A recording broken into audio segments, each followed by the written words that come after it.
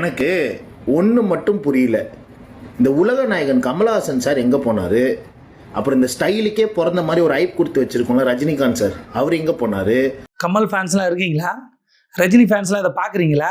இவன் டிவியை கட்சிக்காரன், அதாவது ஸ்டைலுக்கே பிறந்த மாதிரி பில்டப் பண்ணி வச்சுக்கிறாங்க. அந்த மனுஷன் தான் ஸ்டைலு. அந்த மனுஷனை பார்த்தா உங்காலே காப்பி அடிச்சாரு. இதெல்லாம் என்ன பேச்சு? எவனோ படத்தை ரிலீஸ் பண்ணால் இவன் கோபம் யார் மேலே வருது? கமல் மேலே, ரஜினி மேலே. இல்லை கமல் ரசிகர்கள் ரஜினி ரசிகர்கள்லாம் பார்க்குறீங்களா இல்லையா? இவனை விட்டுருங்க. இந்த டிவிக்கு வேறு கட்சி அதாவது எலெக்ஷன் நிற்கிறானுங்க.